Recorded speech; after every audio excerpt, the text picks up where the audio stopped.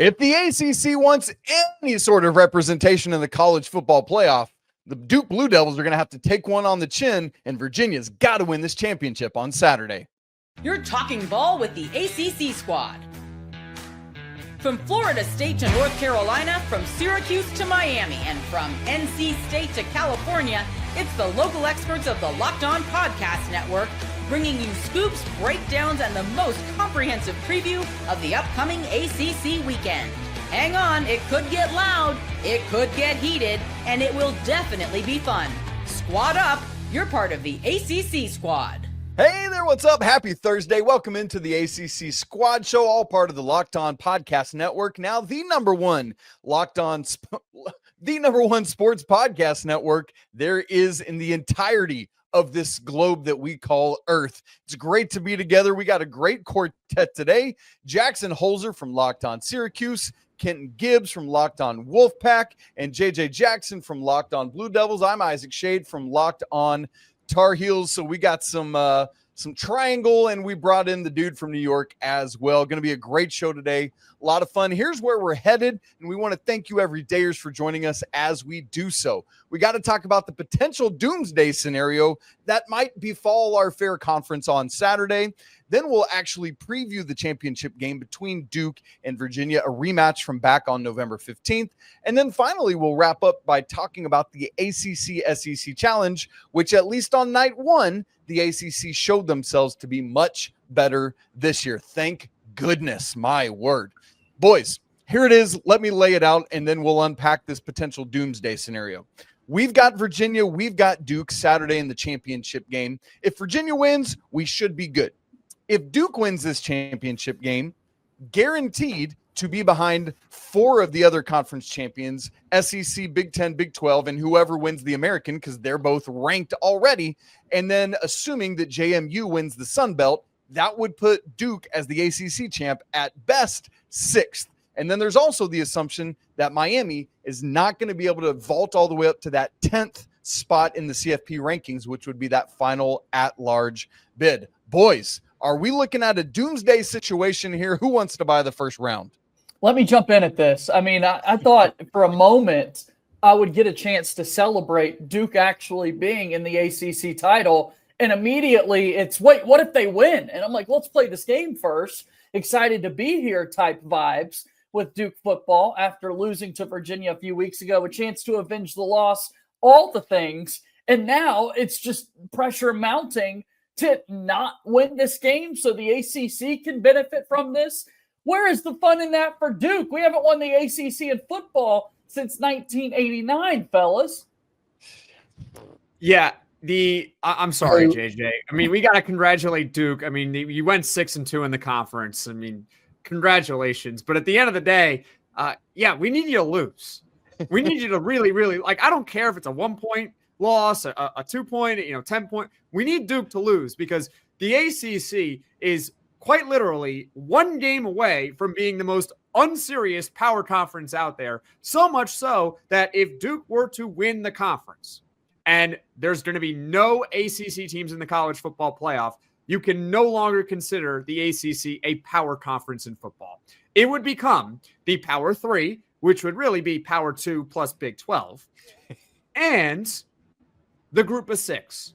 And the ACC would be right there in the Group of 6 because how could we sit here and say we are better than the American or we are better than the Sun Belt if we can't get a team in the college football playoff? If our conference champion is a 7-5 team in the regular season. Oh, by the way, the other representative is Virginia, who's 6-2 in the conference. Oh, wait, they're really 6-3 in the conference, but one of those games doesn't count. This is just ridiculous right now. What are this football conference this year? It's kind of like basketball last year, where can we just wipe it away from our memory and pretend it never happened? No, we shouldn't. This is not an ACC football problem. This is a committee problem. We are sitting here arguing amongst ourselves about whether or not the ACC is good and whether or not we're a group of 6 team or a Power 4 team here because the committee has decided, well, you know what? So what that the head-to-head means that Miami is the better team when them and Notre Dame line it up. Notre Dame has better losses. One of them is to Miami. This is the type of stuff. This is the type of stuff. Dono gave me this fact recently, and I could not believe it. 13 times since the playoffs have started have we seen two teams with a head-to-head game be right bumping up against each other. Head-to-head, same record, bumping up against each other. Each and every one of the 12. Before this one, the team that won the head-to-head was ranked in front. Every single time except this one. So it's not an ACC problem. Now, the ACC problem is our tiebreaker because Duke not beating any of the other two lost teams and still getting in is a problem. The fact that Duke gets in and benefits from the conference records of their opponents, even though the opponents that are pushing their opponent conference record up the most, they lost to both of them. That is abysmal. That is foolish. That is on the ACC. But the idea that we have no teams that are worthy is foolishness. Because both of those 8-win teams in Louisville and SMU that are oh so terrible, both of those teams have better wins than SEC teams that were ranked all year long. All year long. We had an SEC team be ranked this year without beating a single team in the Power Four with a winning record. So this is not an ACC problem, as Jackson would like to posit it. This is a committee problem. I don't have sympathy for teams on the bubble. I think two things can be true here. I do think that Miami should be ahead of Notre Dame. They beat them head to head. I don't care where it was played. They beat them. They have identical records. They should be ahead of Notre Dame. They are the better team. But I don't have sympathy for teams that are on the bubble because at the end of the day, when you put yourself in a position where you're in the bubble, you could get screwed. And it goes both ways. We saw last year in basketball, March Madness with North Carolina. They were squarely on the bubble. We did not know if they were going to make March Madness or not. They made it. And it benefited the ACC. They made it. And you know what I said here? I said, good for Carolina. They got in. But quite frankly, when you're on the bubble, I don't have sympathy for teams that don't get in. Because you can win more games and not put yourself in the conversation as to whether or not, we should be a team that gets in or we shouldn't get in, whatever the case may be. Miami had ample opportunity this season. All they had to do was beat one of Louisville or SMU. We're not having this conversation. They're playing for an ACC championship. They are squarely in the college football playoff. Instead, they lost. They lost twice. And so even though, again, two things can be true, they should be ahead of Notre Dame. The committee is at fault for this, and it sucks that the committee is doing this. At the end of the day, the committee is run by human beings. Human beings are going to make mistakes. You know what? Maybe don't put yourself in position to have human beings make mistakes and instead win more games. And we're not having this conversation. Period. No sympathy for Miami. Your fault. Win more games next time. You cannot use the just win your game justification when two teams have the same amount of wins, Jackson. We are not asking for a 7-win Miami to get in. We're asking for a 10-2 Miami. And this is my problem. This is my biggest problem with so many ACC fans. Because SEC fans, it could be the worst team. It could be a biggest rival. They band together when it's time for one of them to get dropped off or get added in. We are looking at all of these coincidences that only happen to the ACC. There was only one Power Four conference that has had an undefeated team not make the playoff since the playoff started. Guess which conference that was, Jackson? And now we're looking at another coincidence where every single Power Four team that's been next to somebody they've had a head-to-head with has been ahead, except the ACC. And you're going to sit here and say, just win your games. The committee already showed it's not enough. It's not enough to just win your games. And people like you will keep saying, well, just do more when we've already seen undefeated ain't enough in ACC. That was a 4-team playoff. And Miami got screwed. And you know what? They're on the bubble. They're on the bubble. I have I don't care if it's an ACC team, an SEC team. I was saying this about Bama last year too, when they could get in the playoff or not. It doesn't matter to me. I don't care about the conference or the team. All I care about is you are on the bubble. That's your problem. Okay, you're on the bubble and you're allowing these decision makers to make decisions. That's your problem. You could have done more. All Miami had to do was beat one of Louisville or SMU. We're not having this conversation. But here we are. And they're not even playing for an ACC title, which, by the way, might be a group of 6 now. So no sympathy for them. It's their problem. Win more games. Last year, they went 10-2 in the regular season. They didn't make the college football playoff. They went 10-2 again this year. They're not going to make the college football playoff. Go 11-1. And guess what? I'm never opposed to a 3-loss team, a team that lost a quarter of their games sitting out. Even Miami last year. Was I beating the table? Miami needs to be in. Miami needs to be in. I said there should be a conversation, but I'm okay with Miami being out because the resume did not justify it. This is common sense. And we're meeting common sense with don't be on the bubble. That's all you got to do. Just don't be on the bubble, everybody. Everybody go undefeated, and you'll be okay. Texas Tech, no. Oregon, no. Ole Miss, no. Texas A&M, no. But again, we are seeing things that the rules only apply to the ACC in these situations. And the answer is don't be on the bubble. We are seeing Jordan Travis losing your quarterback means that you drop at least one spot. Well, how many damn spots is a head coach and an offensive coordinator for? Asking for everybody that's looking at Ole Miss right now. How much is that worth? Oh, it's worth nothing because they're not in the ACC. That is my problem. Everybody's rules that pull teams up or down only apply to the ACC. And your answer is don't be on the bubble, guys. Don't be on the bubble. That's the solution. And JJ, I want to know, why is Alabama getting off the hook here when one of their losses is to a under 500 FSU team? At least these 2 losses for Miami are to Louisville by 3 points and at SMU by 6. Like, how does Alabama get a pass here? Yeah, it doesn't make much sense because at some point, brand recognition, you would think Miami's got to mean something in the football world. But with what Alabama has been able to do, clearly they're getting the benefit of that. Yeah, it's kind of bogus that Miami has ended up in this position.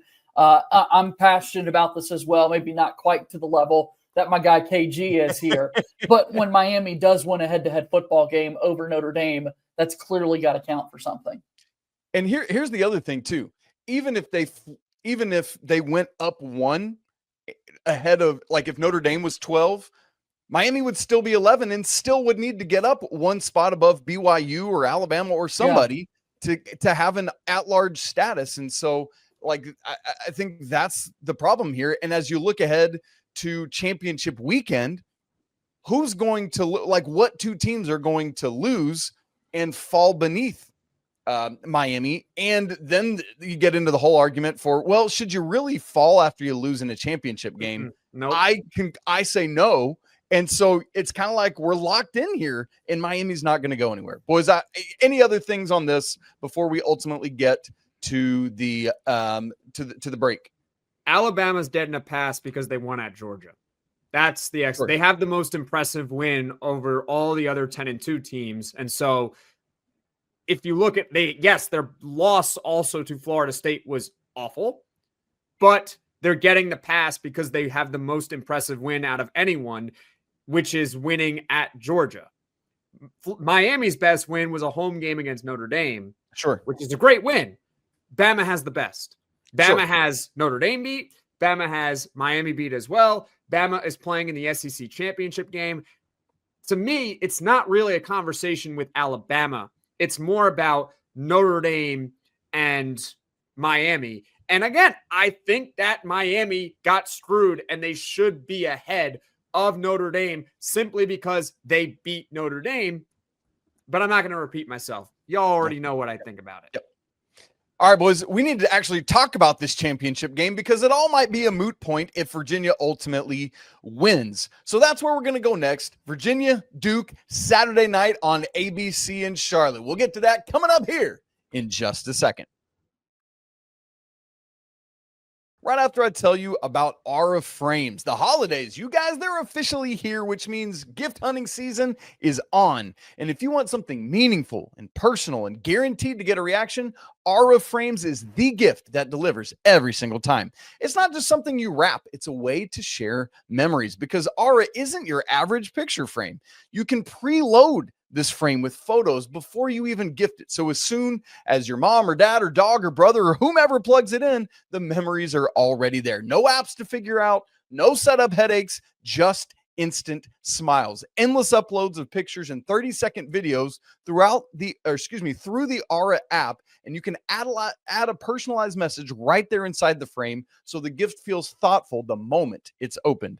Packaging, man, it comes gift ready. There's no price tag, there's no wrapping involved. It's a huge holiday win. For a limited time, save on the perfect gift by visiting auraframes.com to get $35 off Aura's best-selling Carver matte frames, named #1 by Wirecutter, by using promo code COLLEGE at checkout. That's auraframes.com, promo code COLLEGE. This deal, by the way, is exclusive to our listeners, and the frames sell out fast, so order yours now to get it in time for the holidays. Support the show also by mentioning Locked On ACC Squad Show at checkout. Terms and conditions apply. All right, here we go. We got to get ready for this football game that we've got coming up on Saturday night. Duke versus number 17 Virginia, 8 p.m. Eastern on ABC at Bank of America Stadium there in Charlotte. Virginia favored by just 3.5 at FanDuel, which seems interesting to me given that Virginia back on November 15th doubled up Duke, and it wasn't even really quite that close. JJ, I want to come to you as one of the combatants in this game. As you look at it, as you started to prepare for it, what in your mind are one or two of the biggest storylines in this game? Yeah, I mean, again, for both of these teams, how historic it is that it's Duke and Virginia playing for an ACC championship in football. We've seen some run-ins in the last decade plus on the hardwood and the basketball side of things with these teams. But what we're seeing on the football field with Duke and Virginia is certainly noteworthy. For Duke, a chance to just avenge their worst performance in conference play this season at home. Virginia came into Wallace-Wade Stadium, had a 31-3 lead over the Blue Devils at the start of the fourth quarter before Duke was able to get a few touchdowns there in the fourth to pretty up the score a little bit. It was one of the least productive outings for Darian Mensah at the quarterback spot. I think it starts and ends there with how well he performs in kind of this matchup going up against Virginia. So, Kenton, as you think about this thing and you look back to these teams that played just a couple weeks ago here, right? How hard is it for Virginia? You know, you often talk about, like in basketball, if you play a team twice in the regular season and then play them again in the conference tournament, how hard is it in football when you already know each other really well? Is this harder on the team that won it last time, or is it harder on Duke of like, oh crap, we got shellacked, what do we do now?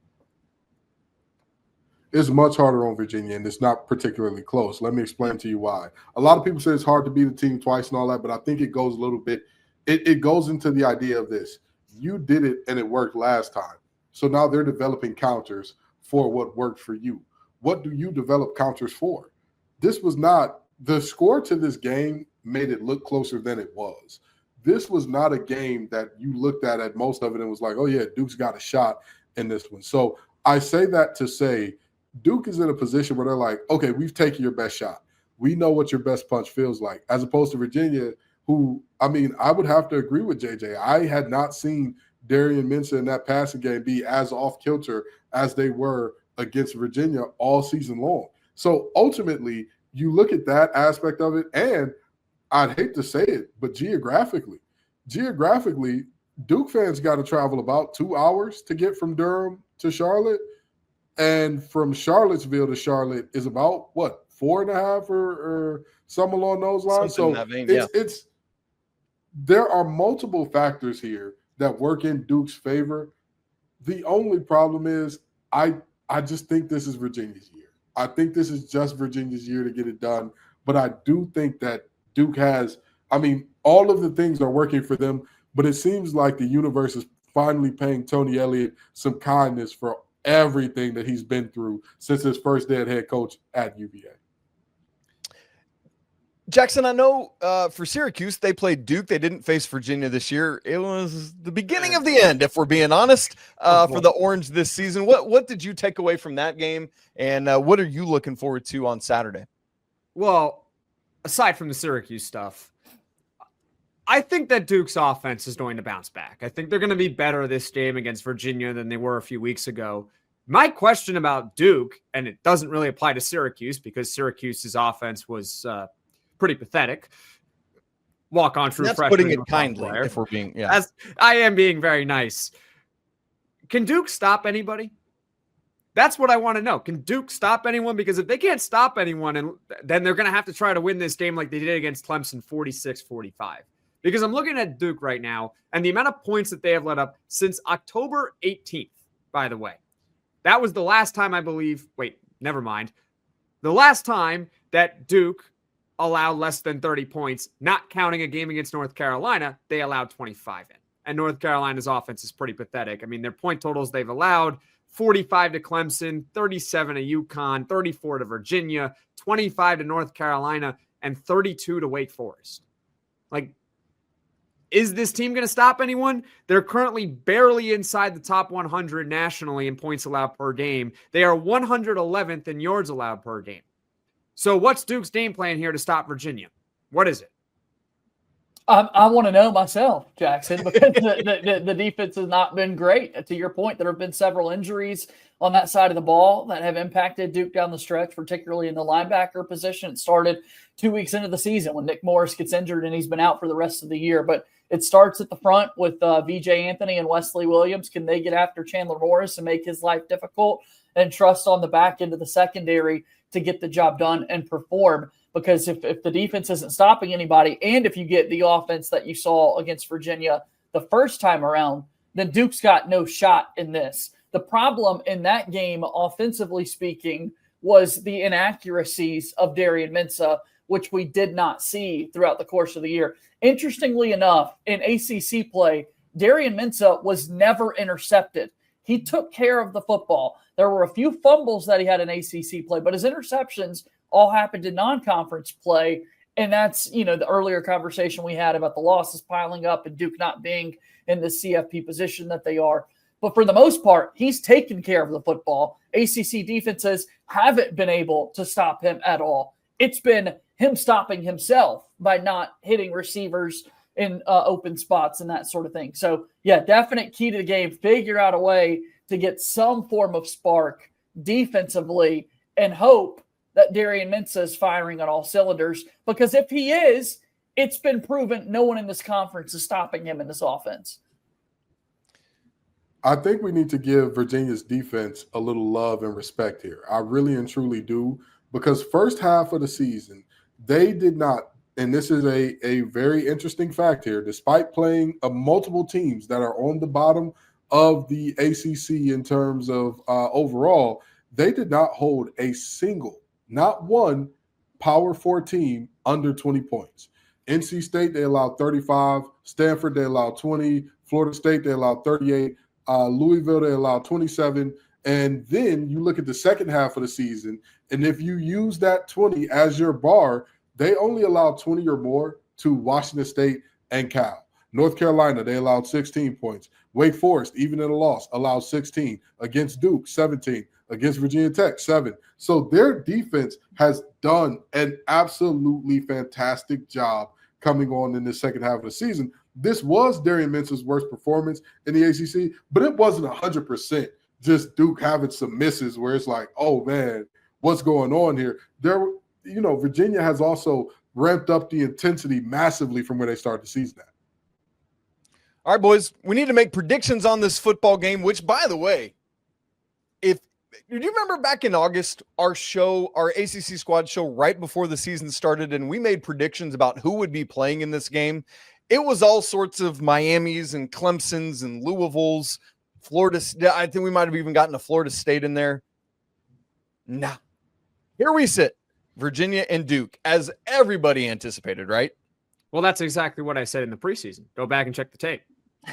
Unless you doctored it in some sort of AI way, Jackson, there ain't no chance, a snowball's chance, and you know where, that's the reality of this thing. Jackson, while you're on it, make a prediction. 3.5 point spread in favor of the Cavs. That's a great line because I'm picking Virginia 35-31. Just barely. Kenton Gibbs. I've got Virginia winning this game, and I've got them winning another one handily. Something tells me, and I hope I'm wrong, but something tells me this ends up being a very big ref show in Virginia's favor. Again, I hope I'm wrong. I hope that this does not happen. I sincerely do. I really do. But something tells me ACC doomsday will not happen. I've got Virginia in this one 27-17. All right, let me make my prediction next so that JJ can get the last word. I'm also going to go, apologies, JJ, with Virginia on the win here. I'm going 35-24, a couple possession win there for the Cavs to, as Kenton said, avoid the potential doomsday scenario. Because let's be honest, James Madison ain't losing to Detroit. That's a 23.5 point game right there. JJ Jackson, you get the final word on predictions, my guy. Well, I'm the optimist, and I promise that I'm going to be picking Duke football to win this game and win their first ACC title since 1989, and I think they'll win it pretty comfortably. Let me go 41-27 in favor of Duke. I think they're going to show up. I think they're going to be so motivated that they're getting this opportunity to make a statement. The defense is hearing these comments that we're making, and then they're going to be scoreboard watching to see what the scenario looks like, guys. Like Isaac said, we're Troy Trojans fans in Durham, North Carolina, trying to win the Sunbelt title. And then what about the Mountain West? I mean, we got to keep our eyes. Is it possible an 11-2 UNLV team would get in over Duke? I think we got to be Boise State Broncos fans to knock off UNLV. I mean, I'm going for all the chaos. I'm going for a scenario in which Duke can win the ACC and try to claim a spot in the college football playoff. Dude, you have it, fellas. I don't. Honestly, I'm here for the chaos. So, like, I would love it. You know what? If Duke wins the conference and somehow, JMU decides to trip over itself and lose to Troy, sure, that's great. That's good for the ACC. I don't think that's going to happen, though. That's probably not a good idea, which is what Kenton said about, ACC officiating. Maybe we let it slide for this game and we just, nudge it for Virginia a little bit. JJ's just getting dumped on. 50-50 call goes to Virginia. Okay, we'll call all the obvious, but 50-50 to Virginia. I think this is a game where we're not going to get an inside look into the replay center there at ACC headquarters, right? Like they're not going to show us the inner workings. Do you want integrity or do you want the money? You pick ACC. It's your call here. Oh my goodness! All right, the question is going to be. Go ahead, Kent. Sorry. Go ahead. Oh, you're good. I was no. Go ahead. I close it up. All right. Oh, okay. Well, all I was going to say there. You got it, man. Never mind. My delay is too bad. My internet is pulling a Dalton Pitts. You're good, brother. Rock out.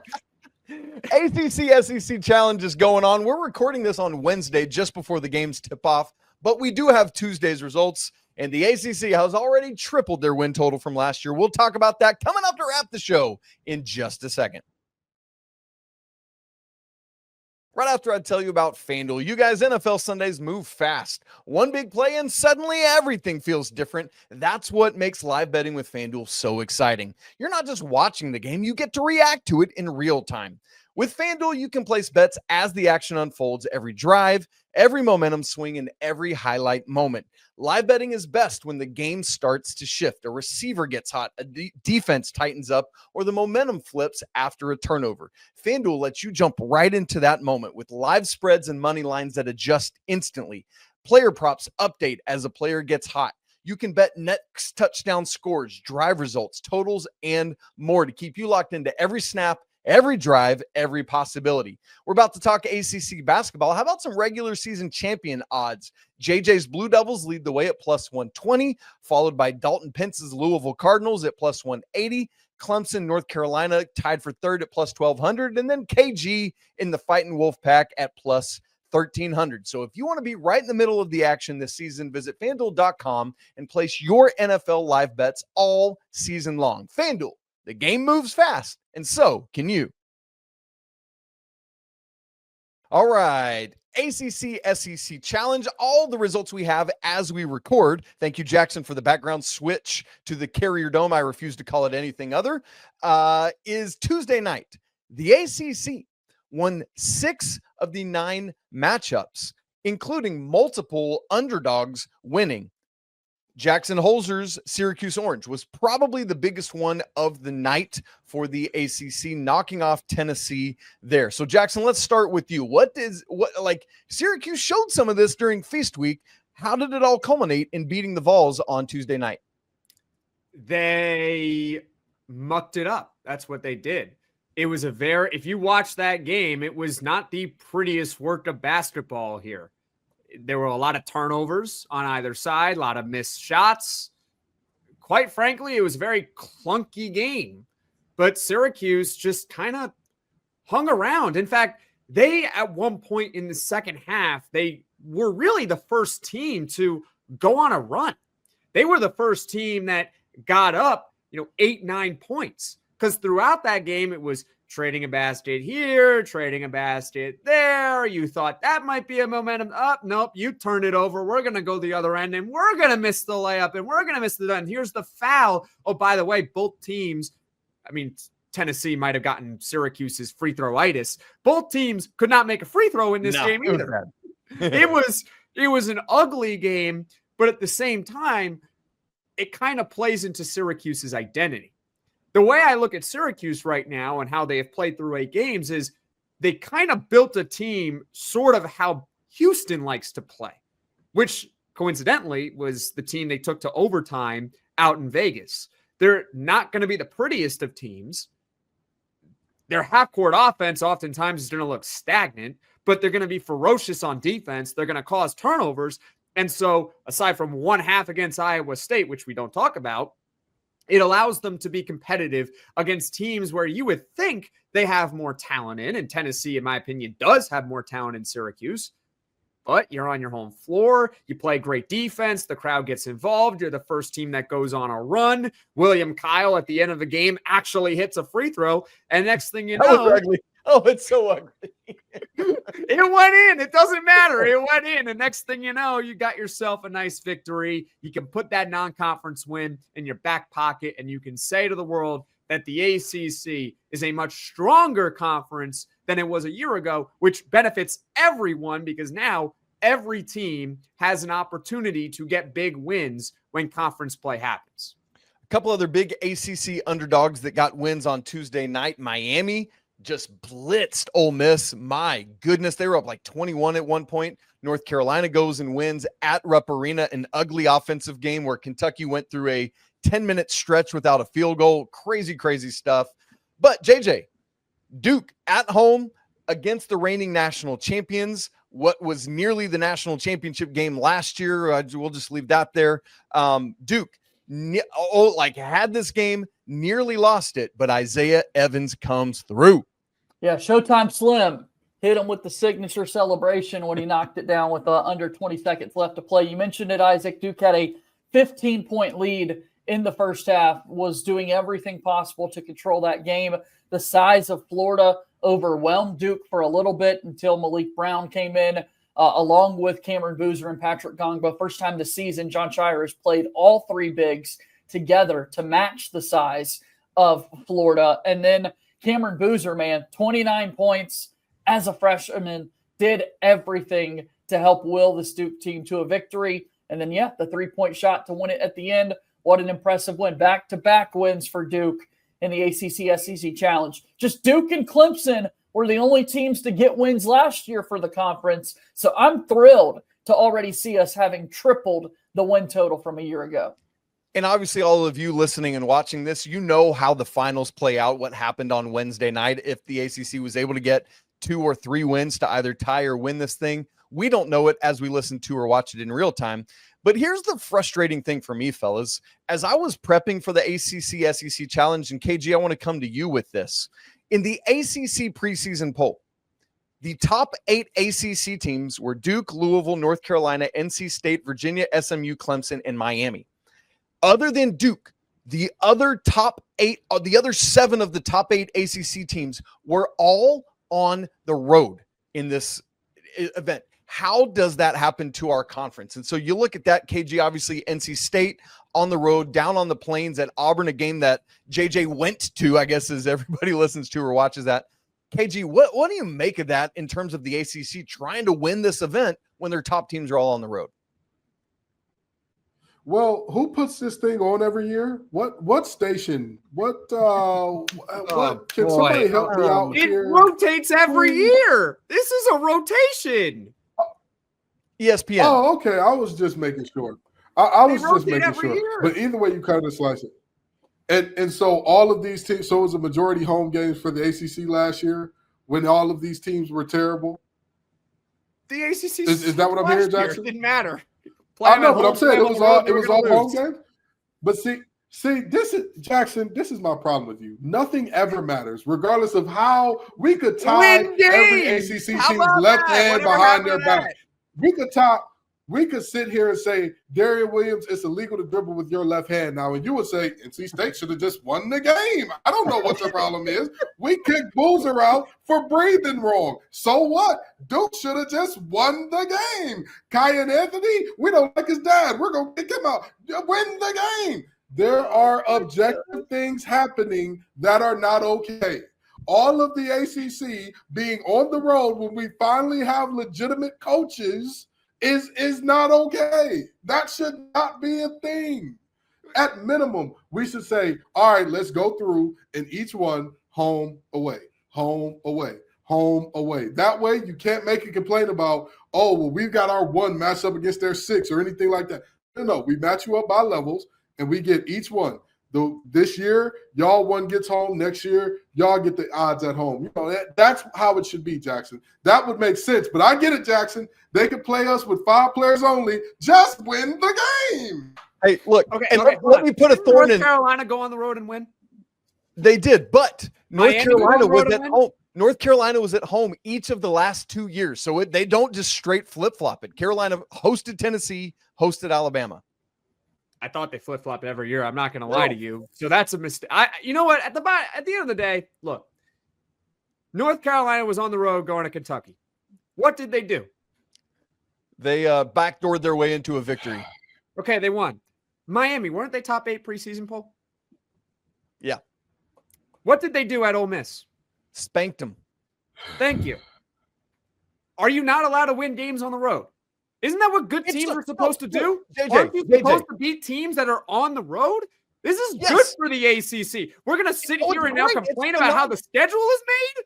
Like, I can't sit here and complain about the committee and complain about ESPN and how they do the scheduling all the time. At the end of the day, can we just focus on who's winning, who's losing, why are they winning, why are they losing, and talk about that stuff instead of, well, you know, before the season, they said, you know, the preseason top 8 teams, they got to go on the road and that they're trying to screw over the ACC. Well, guess what? They tried to screw over the ACC on Wednesday. It didn't freaking work because North Carolina went on the road. They won and got an impressive victory. You can go check out Locked On Kentucky. They're all panicking over there in Kentucky. It's hilarious right now what's going on there. Miami, which is a brand new team, brand new coach, go into Ole Miss and absolutely spanked them.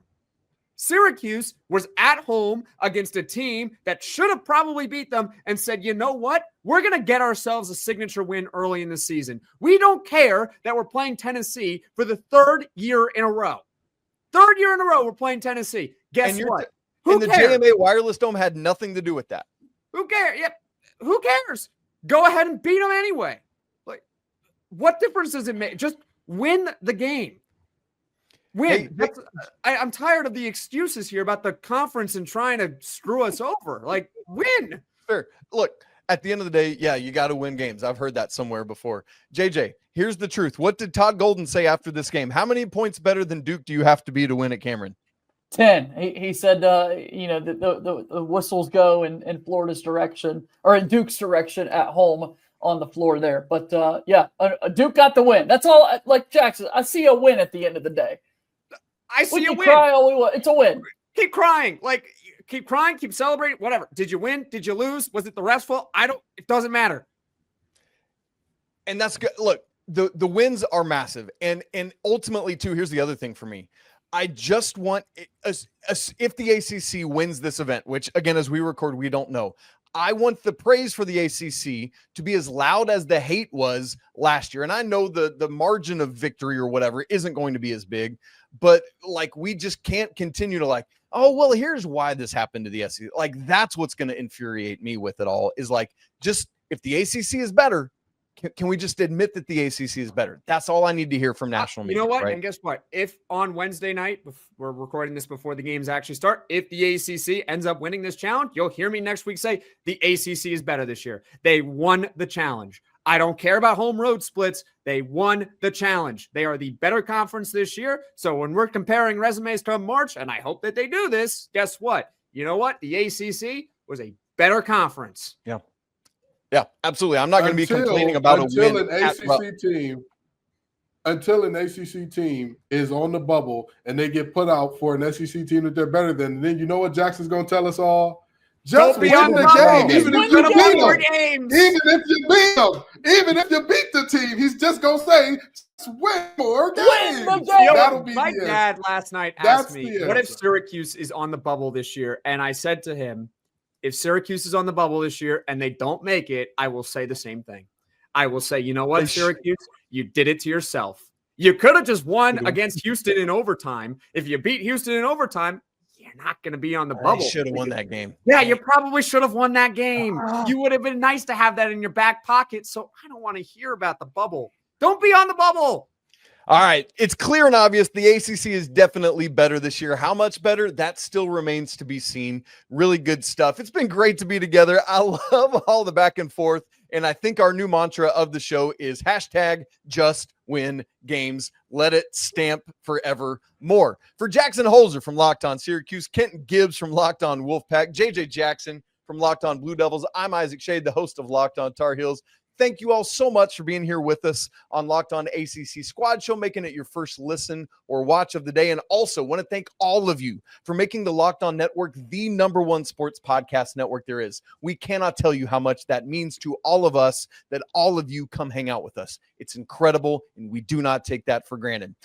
Well, you guys, we'll be back with you again next week. We'll obviously have all the breakdowns from the ACC championship game. We will know if the ACC has a team in the CFP or not. Lots to come on that, I'm sure. Make plans to be back with us then. We'll have more basketball and all sorts of great stuff. But for now, ACC Squad Show, we out. Peace.